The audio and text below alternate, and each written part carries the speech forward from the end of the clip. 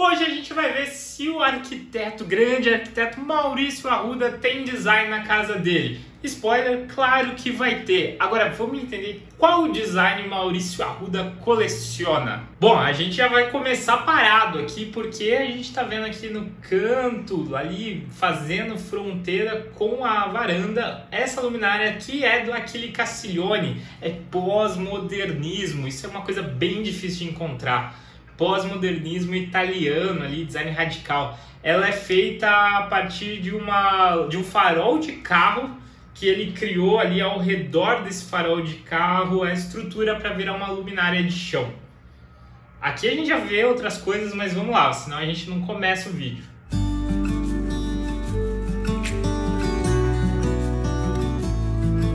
E aí uma pausa aqui, a gente está vendo ali uma TV, design bem contemporâneo dos irmãos Viroulet, os franceses ali. Essa TV foi desenhada com a Samsung e chama Serif. É uma TV autoportante e ela tem essa forma como se fosse um i visto de lado assim, e ela tem essa basezinha ali e um topo que é quase uma mini prateleira. Oi, eu sou o Maurício Arruda, arquiteto, criador de conteúdo, e essa aqui é a minha casa. Aqui no terraço a gente tem essas poltronas de cimento ali que foram produzidas lá nos anos 50 pelo Will Gu.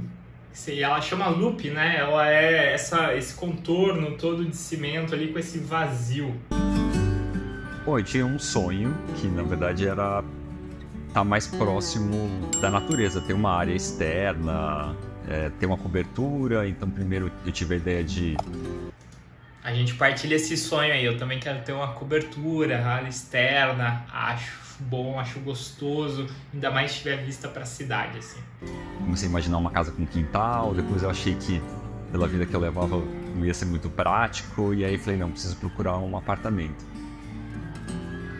Bancada ali, ó, no canto esquerdo, bancada de azulejo, que eu até comentei ali naquele vídeo que eu fiz de mesas, que às vezes a gente enxerga isso em construções, né, feito sob medida ali, mas é difícil ver em uma mesa de linha, assim, uma mesa de jantar de linha.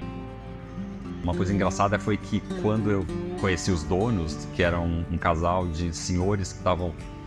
Opa, a gente tem uma mesinha aqui, vamos ver se mostra ela mais tarde, que aqui tá ruim de entender que projeto que é. Se mudando daqui, tinham morado muitos anos aqui e eles tinham uma horta lá em cima. E eles começaram a me mostrar uns álbuns de fotos, tipo 10x15, aquelas fotos bem de antigamente, assim, com...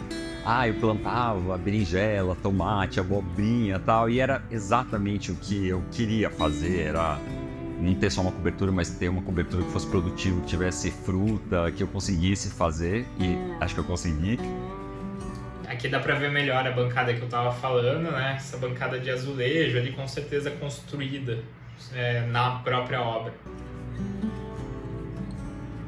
Esse apartamento ele tem uma planta bem... Entramos aqui de novo, a TV que eu falei. Ó, lá na sala de jantar a gente tem umas cadeiras Touné bem clássica. Projeto de 1800 e alguma coisa, assim, é uma variação da 14, então acho que é pós 1850. É uma cadeira que ela é feita com madeira, então você torneia um cilindro e aí você faz uma autoclave para dobrar essa madeira ali.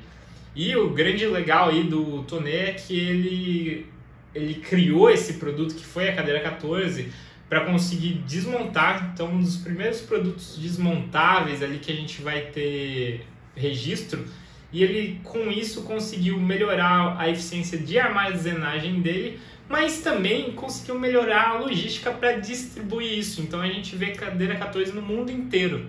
É esquisito, assim, porque originalmente são 2 apartamentos e esses antigos proprietários, quando eles mudaram para cá, eles uniram esses 2 apartamentos. É bem em bege, né, o apartamento, interessante. Vamos ver se ele vai falar alguma coisa sobre essa cor, né, já que ele é arquiteto. Apartamentos, né, há 40, 50 anos atrás, mais ou menos. Então, ele tinha um corredor muito longo de entrada e para você chegar direto na sala, que é esse lugar que a gente está, esse corredor não passava pela cozinha. Ele quis tirar esse corredor, quis integrar a cozinha com a sala, obviamente. Esse tom de verde aí da cozinha, ó, esse verde escuro, tá elegante. Eu não tinha muito como eu fazer uma entrada diferente, a não ser as pessoas entrarem pela cozinha. E outra coisa interessante também é que nos quartos eu não mudei. Os 3 quartos eles estão exatamente com a mesma configuração. É difícil projetar pra mim mesmo, porque acho que eu tenho mais liberdade de experimentação, então acho que as possibilidades delas são muito maiores. Eu tinha muito mais... Uma porta vermelha, achei diferente, coisa que a gente não vê muito.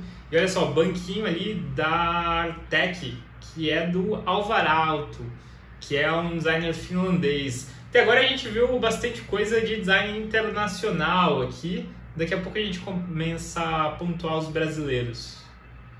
Mas esse banquinho aqui, o legal dele é que ele é feito num compensado multilaminado, né? Então são várias lâminas de madeira que você vai prensando já na forma dessa curva. Então a perna já sai curvadinha certinha. Tinha muito mais liberdade para escolher o que eu quisesse, a cor que eu quisesse. Eu tinha algumas coisas que eu queria aproveitar. E cadeira do meu amigo, o Ricardo Garran, o ebanista. Essa cadeira chama 3 pés. Ela é muito, muito elegante, assim. É uma cadeira que ela é bem fininha, assim, ela dá bastante leveza. É uma cadeira tripé, que é uma coisa bem difícil de desenhar, porque para ficar instável é muito fácil. E ele ainda usa essa corda de sisal, assim, para dar esse acabamento bem natural. Gosto bastante desse projeto. E aí estreou aqui nossos brasileiros, né? Queria muito que essa casa, ela tivesse uma cara de velha. Não sei se é essa a definição, mas... Casa com cara de velha, ó. O bege talvez venha daí, que antigamente tinha bastante um tom meio amarelado nas paredes da casa. E a gente olhando assim, a gente tá vendo vários clássicos do design. Aqui, ó, tem um sofá jangada do Jean Gillon, que é um modernista brasileiro, que não é brasileiro de origem, mas que foi consagrado aqui no Brasil. E a mesinha que eu falei, mesinha Memphis, se não me engano, do Ettore Sotto, mas não tenho certeza, porque Memphis era um grupo ali de vários designers italianos, designers, arquitetos e tal, e eles estavam propondo um anti-design, então é o exagero. Eles vão trabalhar bastante com o brega, então a gente vê aí amarelo, azul, uma textura, essas formas que são mais distantes de uma mesa que a gente está acostumado. Então uma coisa lá dos anos 70, o sofá ali dos anos 60, a gente viu lá aquele Castiglione que também é dos anos 60, tem essas paredes bege, então o toneiro, né, de 1800. Então a gente realmente tem um clima ali de clássicos, de uma casa mais antiga. Que ela não parecesse uma casa nova. Achei engraçada a proporção dos quadros que ele escolheu lá na parede azul. Eu achei ele bem pequenininho, assim. Talvez eu tivesse colocado, se fosse eu, né, fazendo esse interior, eu tivesse colocado uma coisa um pouco maior. E ali na mesa de jantar também, ele preferiu trabalhar com o vazio da parede, né, ao invés do preenchimento. Eu tenho um apreço maior, eu acho que pelas coisas que tem história, pelos móveis garimpados, eu já tinha vários móveis garimpados. Então, primeiro eu comecei fazendo layout a partir das coisas que eu tinha, a mesa de jantar, o sofá do Jean Gillon e tal. E aí falei, não, vou ter um sofá modulado, que é esse sofá em L. Queria muito uma sala que não estivesse em volta da televisão, que a televisão não fosse... Fazer uma sala que não é em volta da televisão, isso aí é muito bom no projeto. Eu já morei num apartamento lá no Copan, que era um apartamento pequenininho, 30 metros quadrados, e tinha essa disposição também, assim. Era tudo integrado, até porque não tinha espaço, e sem priorizar tela em nenhum lugar, então era um apartamento para convívio. É muito legal para receber as pessoas, mas também, se é um lugar tão pequeno assim, pode incomodar, porque meio que quando as pessoas vão embora, você já tem que organizar a casa. O protagonista, que todo mundo sentasse um de frente pro outro, e então acho que eu comecei por esses móveis maiores, assim, pelos móveis que eu tinha, e a definição desse sofá essa configuração de sala onde a televisão está no centro. E aí continuei garimpando algumas coisas que eu não tinha, então tem muito garimpo no apartamento. Às vezes eu olho... essa coisa de garimpo, né, que já dá essa coisa do móvel que já vai vir ali com uma história, que já vai vir ali com as marcas de uso. Então dá mais esse tom de uma casa mais velha. Falo, nossa, Eu acho que 80% do apartamento é garimpado. E aí eu fui desenhando algumas coisas específicas. Então a estante de livro é uma estante que eu vi no antiquário. Estante é o projeto do Maurício Arruda aqui, como a gente pode ver, assinado. Mais ou menos o formato. E aí falei assim, vou desenhar uma estante mais ou menos com essa cara. Eu queria muitos livros atrás do sofá. Então tinha algumas imagens na minha cabeça que eu queria fazer aqui. A cozinha de aço inox era uma coisa que eu já tinha no outro apartamento. E eu cozinho pra caramba, eu gosto de cozinhar. Então eu falei, não, com certeza vai ser esse material que eu vou... Segundo ponto que a gente tem em comum, eu gosto de cozinhar também. utilizar. A ideia de fazer uma cozinha colorida. Esse verde da cozinha, ó, realmente. Também acho que a paleta cromática é super importante pra mim. A gente não tem nenhuma parede branca, todas as paredes são pintadas nesse tom de bege. O teto também. E isso permite que você consiga trabalhar com esses tons que eu gosto muito, que eles são super saturados, né?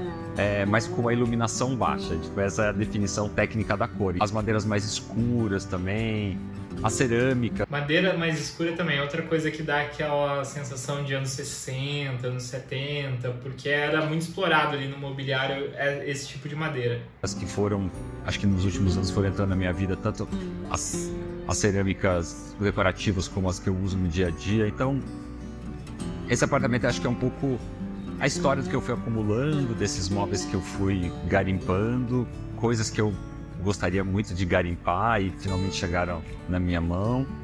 Acho que essa coisa do artesanal também, do feito à mão, essas cores, esse colorido mais natural. Então foi um pouco esse... Olha só, essa obra é basicamente as cores do apartamento: verde, o begezinho no fundo e o azul, aquele azul super saturado daquela parede. Um pouco isso. Bom, esse é um hall bem incomum, na verdade, porque eu tinha várias limitações. Isso é um pilar, aqui também eu tenho um outro pilar, e aqui a gente tem uma cozinha. Mas é isso, tipo, assumi entrar pela cozinha. Então o que eu fiz foi só criar uma sapateira aqui do lado. E aí, você faria uma casa onde você entra pela cozinha? Eu confesso que não me incomoda não, porque é 10 segundos que você tem essa passagem assim pela cozinha. E achei esse móvel, eu já começando a falar de garimpo, achei esse móvel que é um pouco para chegar, apoiar as coisas. E daí a gente entra no apartamento mesmo, e aí aqui a gente entende um pouco a distribuição. Então eu tenho um colecionador ali de tábuas de corte, a gente pode ver ali um acúmulo. Nesse bloco aqui eu consegui colocar uma sapateira para um lado e um louceiro para o outro. Aí eu tenho o lavabo. Atrás desse jardim a gente tem a lavanderia e aí aqui a cozinha. Aí, claramente coleciona, né?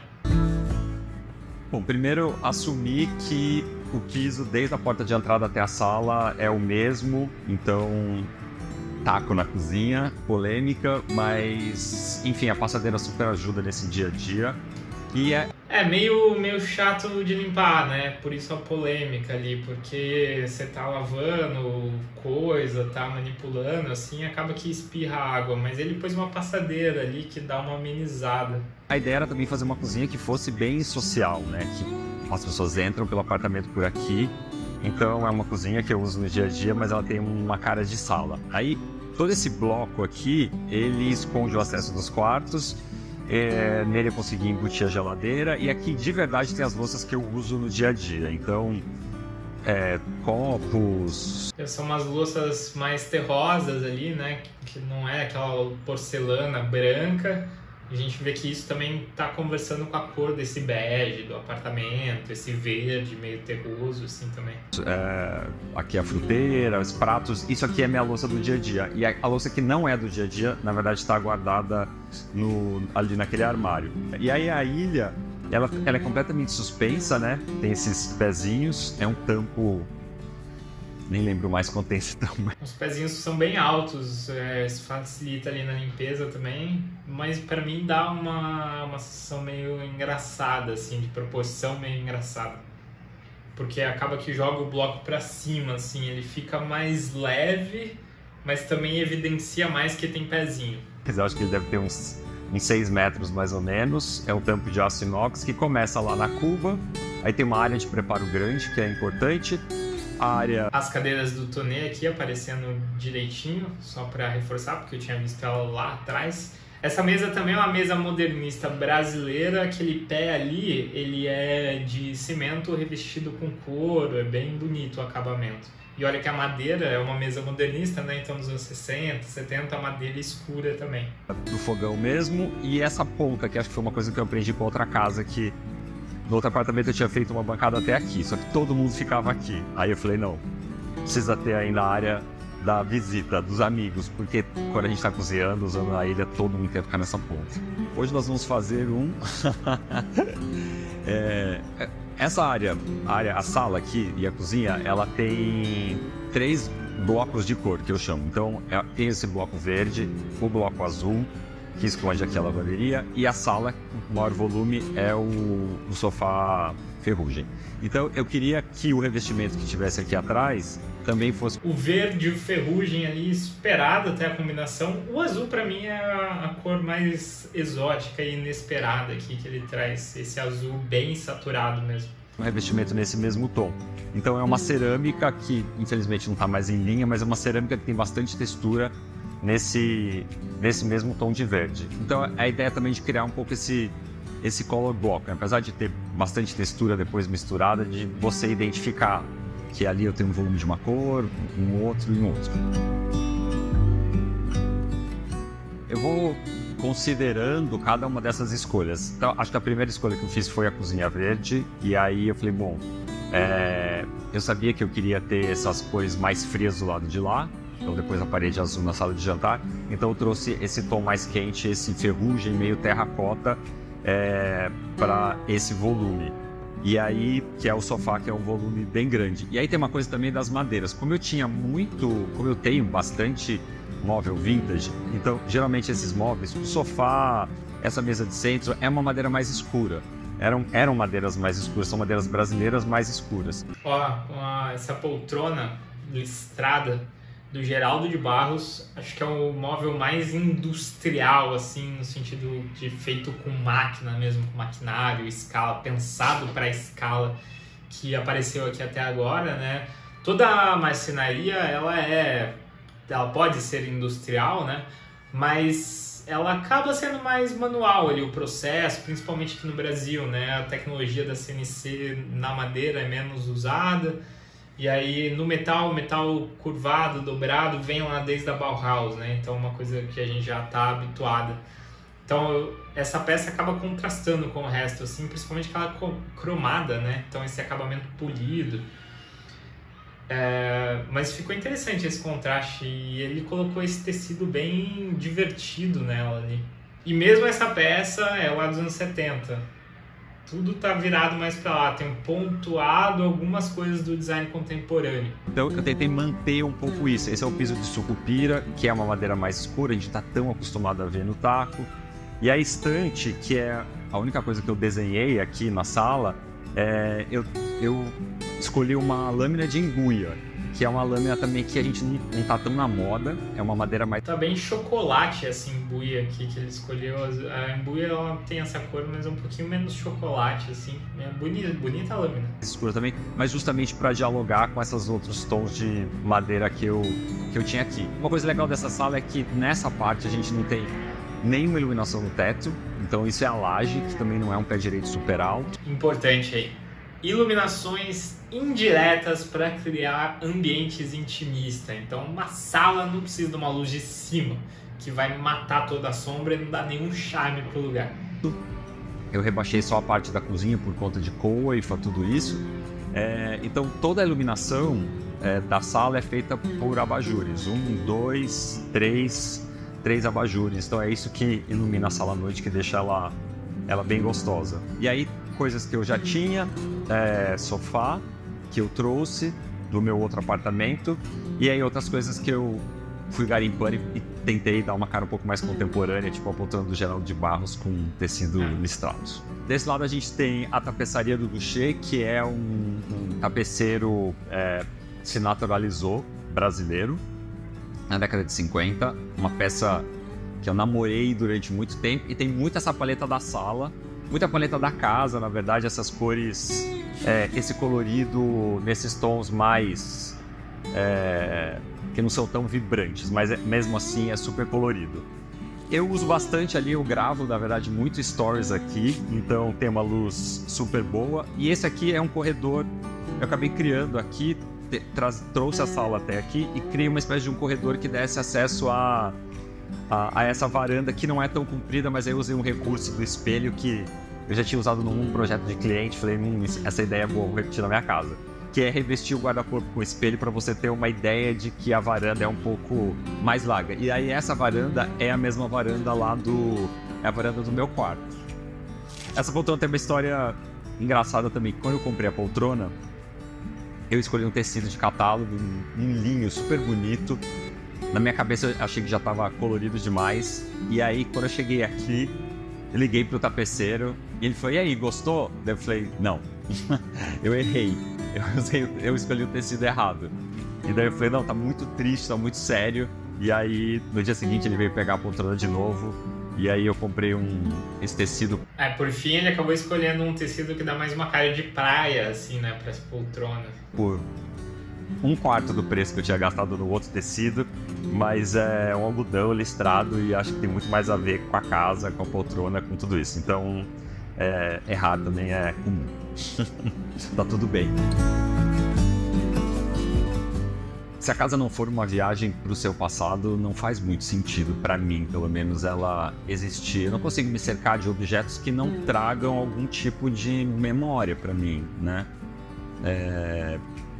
Tudo aqui, na verdade, conta algum tipo de história. O que eu tento fazer é buscar histórias novas, tipo, não ficar preso só nas histórias do passado, na famosa memória afetiva, mas eu tô vivo, tipo, a vida tá em movimento, então eu tô indo pegando ferro, eu tô indo pra Fenearte, eu tô indo pra Bahia, eu tô viajando e essas experiências, essas histórias, elas estão acontecendo em vida real. Isso é legal porque às vezes a gente fica preso, né? Por exemplo, eu falei bastante daquela parede azul lá, que é bem saturada e tal.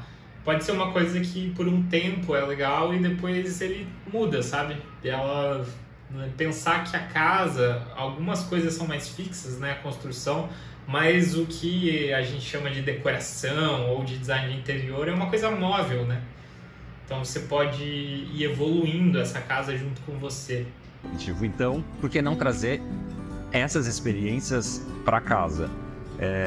Então, absolutamente, eu não tenho nada nessa casa que não possa contar uma história, seja de design contemporâneo, seja de um design super assinado, seja de um design anônimo, mas como foi o garimpo.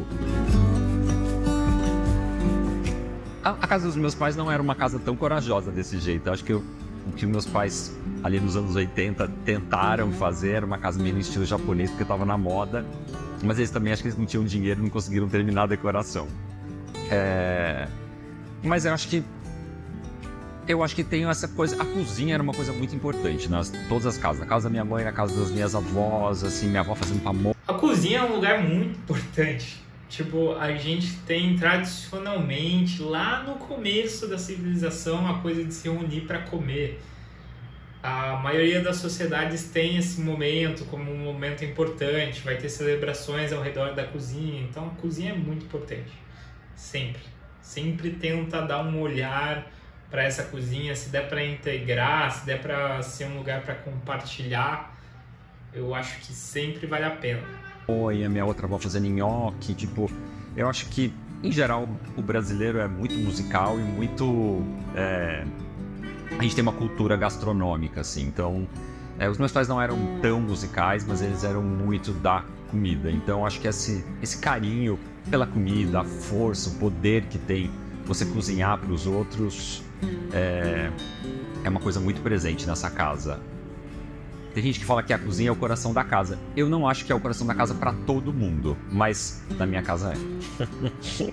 Essa casa é uma casa que eu sonhei. Eu acho que é uma casa desse lugar que eu tô hoje.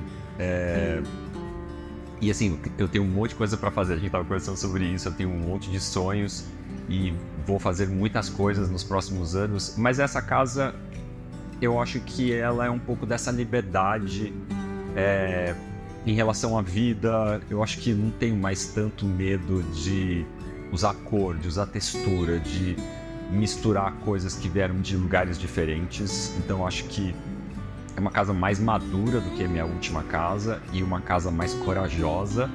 E eu acho que me sinto um pouco mais corajoso e um pouco mais maduro hoje. É uma casa que tem um apreço e um respeito muito grande por arte e artesanato brasileiro. Então eu consegui trazer para cá coisas que de fato são muito inspiradoras para mim, assim, que sabe, uma pintura do Heitor dos Prazeres, um móvel do Sérgio Rodrigues, o próprio artesanato brasileiro, uma árvore do Vavan. Então são coisas que realmente passaram pela minha vida de um jeito, nossa, é isso, tipo, é essa história que eu quero contar, são esses materiais, essas texturas, essas formas. Então me representa um pouco em relação a isso. E aí eu acho que esse apreço também pela história, pelo vintage, pelo usado, usando um termo bem conhecido, mas eu acho que esse, de fato, um olhar legítimo sobre a beleza da imperfeição, sabe? Das marcas do tempo, da cachorra que sobe no sofá e risca o sofá, e o sofá de cor que tá velho, a bancada... É o que dá charme, né, pras coisas, essas pequenas imperfeições, as assimetrias, né, o desgaste do tempo, é o que vai dar charme ali pra casa e vai parecer uma casa viva e não um set montado, assim, de uma série de TV ou de uma revista, vitrine, enfim. A de aço inox que vai riscando, mas é porque eu tô cozinhando muito.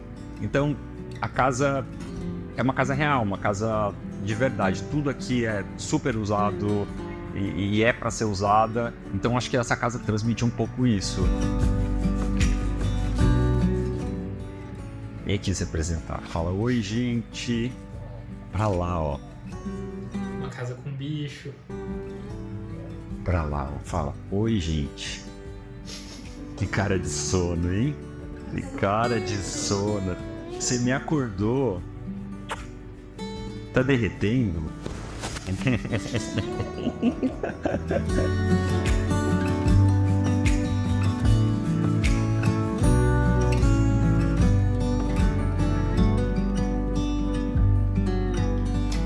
Isso aí, gente. Então o Maurício Arruda tem muito design na casa dele, mas um design mais antigo, assim, poucas coisas contemporâneas, e geralmente as coisas contemporâneas estão ligadas a esse trabalho artesanal, a valorização da marcenaria que tem a ver com esse design mais antigo. Mas é uma casa muito legal, é uma casa com um clima bem anos 70, que é uma coisa rara, né? Hoje em dia a gente vê muito a casa meio brancona, assim, luz branca, tudo polido, chão reflexivo, lembra do Gustavo Lima, né? É por aí que tá indo. Então, nesse sentido, acho que é uma casa corajosa mesmo. Esse vídeo aí é do Histórias da Casa, então olha lá o original também, se inscreve lá no canal deles e se inscreve aqui no meu canal se você gostou desse react. A gente se vê por aqui em breve.